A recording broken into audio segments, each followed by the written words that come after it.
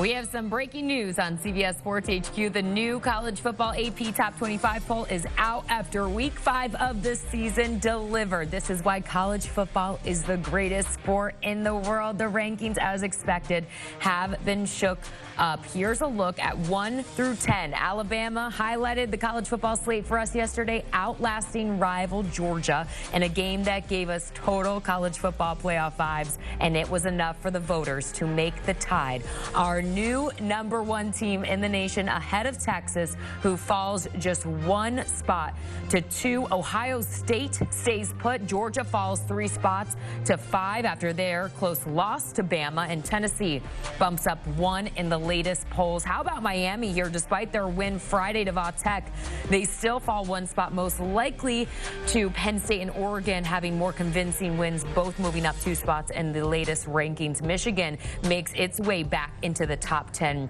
as well with their win over Minnesota. Here's a look at 11 through 20 now, where we had a lot of movement. Ole Miss didn't survive against Kentucky, and the voters have them moving down in the rankings to 12. But check out BYU continuing to make their case, moving up 5 spots there after they defeated Baylor. Meanwhile, Utah falls 8 whole spots after they're still without quarterback Cam Rising at the moment, and they lost to Arizona. And a look at the rest of the teams to round out the new AP Top 25 poll. After dominating college football headlines for the past week, UNLV then made a statement on Saturday, defeating Fresno State, so they make themselves their way into the top 25, as does Indiana.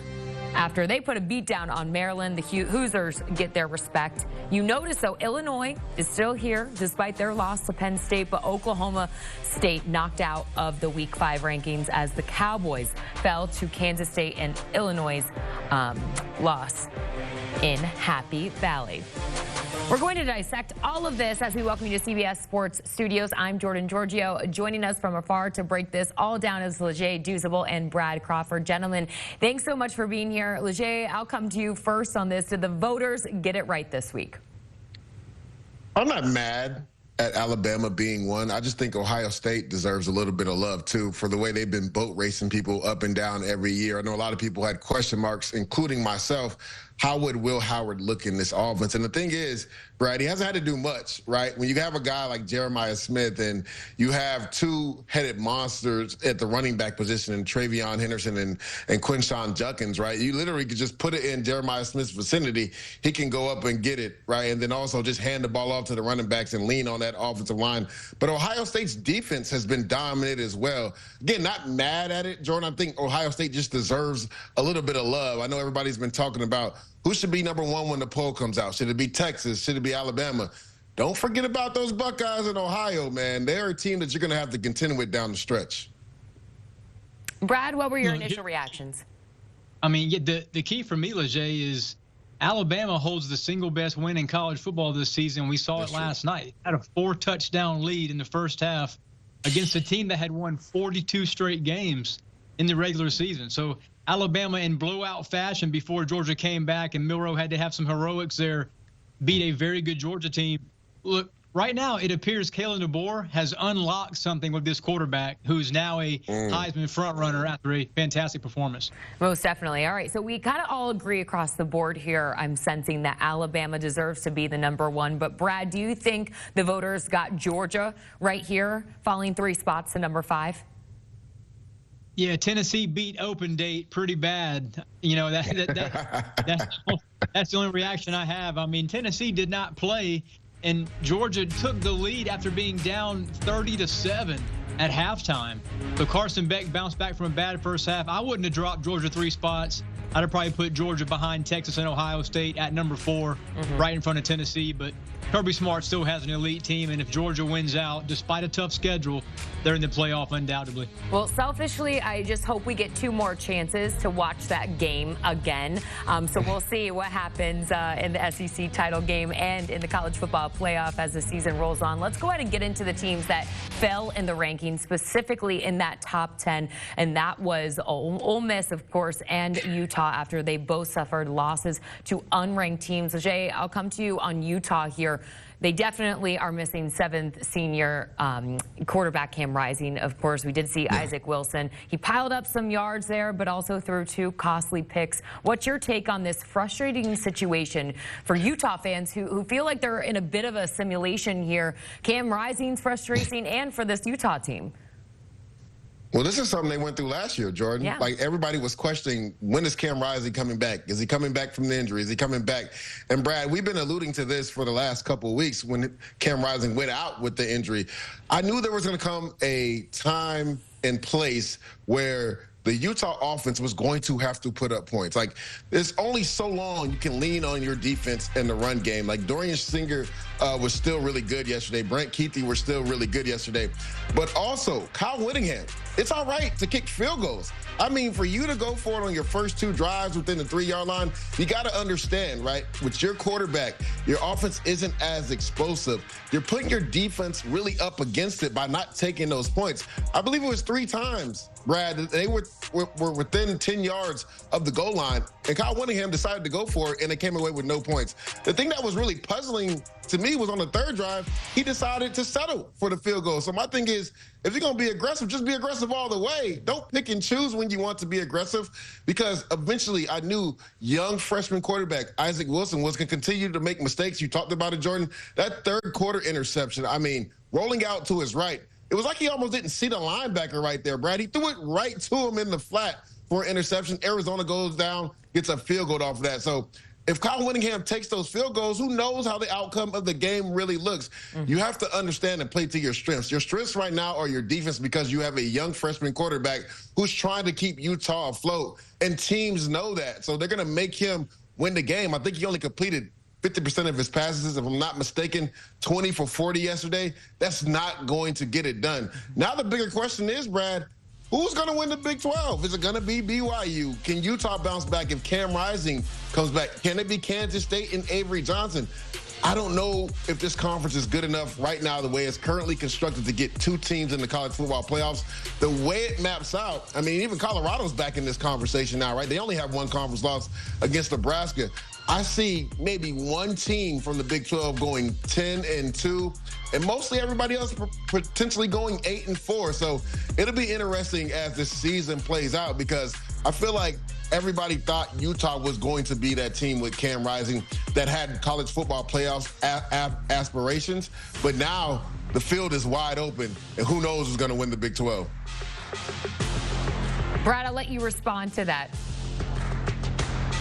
Yeah, I mean, I had BYU last week, Jordan, and I'm sticking with BYU. You know, they had that big lead against Baylor, and they almost relinquished it, but they held on there at the end. And BYU's a team that has surged from unranked to now number 17 in the Week 6 poll. So with the Big 12 wide open, I'm still having my money on BYU. I don't think you're alone in that as well, Brad. Well, I did want to switch gears here to the SEC. Ole Miss stunned at home to Kentucky. This Lane Kiffin offense was held in check. Jackson Dart, we saw him struggle a bit to find any sort of rhythm. Brad, what did you see from this Rebel squad who has now fell in the rankings to 12?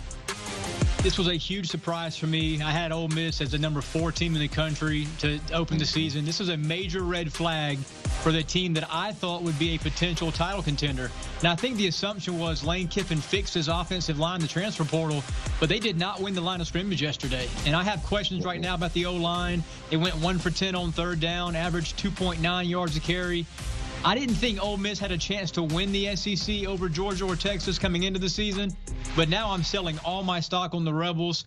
And Lane Kiffin stock, we're going to start hearing about him at Florida here pretty soon. Most definitely. Ole Miss now 4-1. They meet fellow SEC opponent next week when they visit South Carolina, hoping to bounce back from this one. Okay, other teams who also fell despite some close wins includes Miami, who gave us a wild under the Friday Night Lights game against Virginia Tech. Was that fair there, Leger?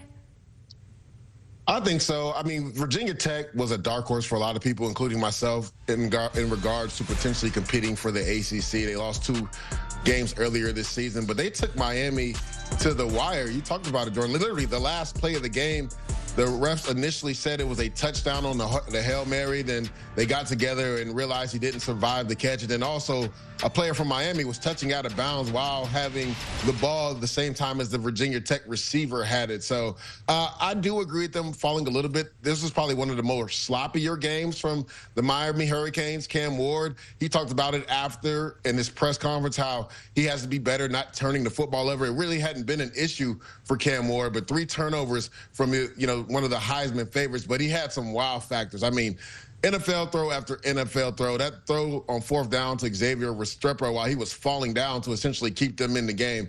That's a Heisman moment right there from Cam Ward. So at the end of the day, Brad, you feel a little bit better even though you dropped in the poll because you won the game, right? It's always better to go back and fix those corrections after a win than it is a loss. Yeah, I was going to say, I'm actually not going to downgrade Miami for 2 primary reasons.